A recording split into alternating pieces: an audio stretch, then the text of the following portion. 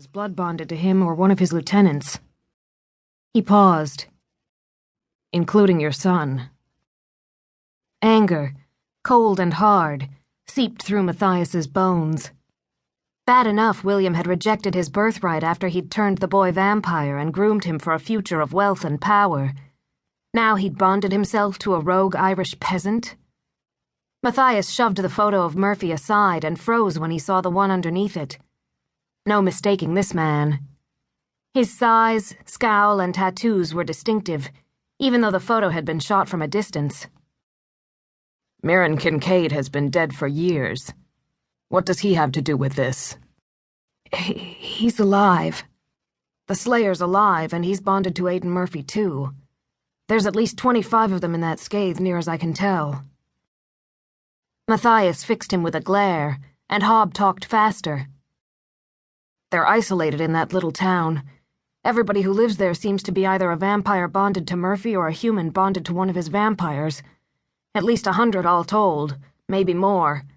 I couldn't get close enough for a count. Had to spread around a lot of money to find out this much.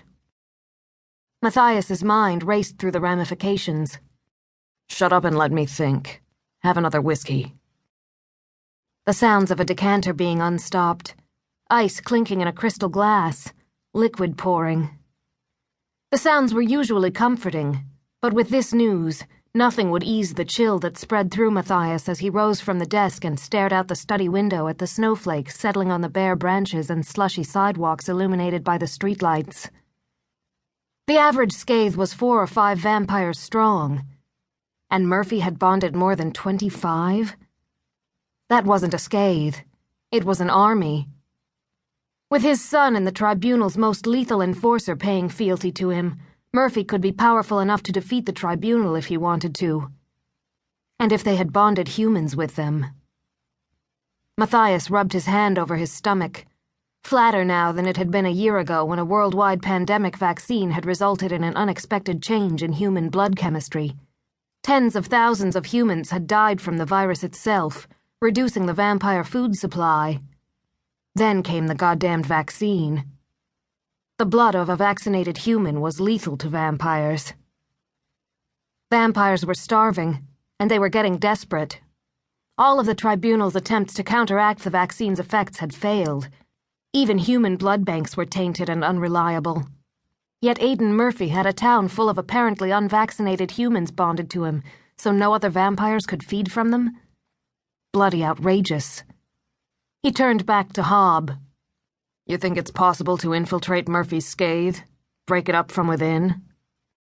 Hobb swallowed so hard that Matthias could hear him across the room. No, sir. The guy I paid for the info only talked because Murphy wouldn't let him move to Penton. Says he interviews everyone personally, and if you don't want you don't live there. They're real organized. Murphy had friends on the tribunal, so taking this to the full council wouldn't yield quick results. Technically, he hadn't broken vampire law. So far. Matthias returned to his desk, looking again at the photos. An idea came to him, brilliant in its simplicity. Murphy's older brother, Owen. He's still alive? Hobb's eyebrows bunched. He's supposed to be executed next week. Matthias smiled. Get him here. I'm about to make Owen Murphy the offer of a lifetime. Chapter 1. Never tick off a starving vampire. Aidan Murphy guided his BMW along the dark as midnight country road with his left hand and shook the makeshift bandage, a bar napkin, off his right. The puncture wounds had healed. What a waste of time.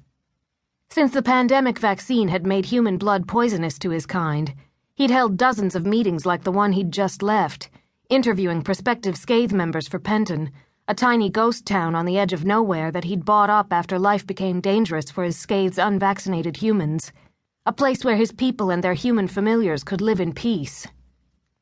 Aidan had founded Penton on the idea that humans were the equals of vampires. Respect them for keeping you alive, he preached.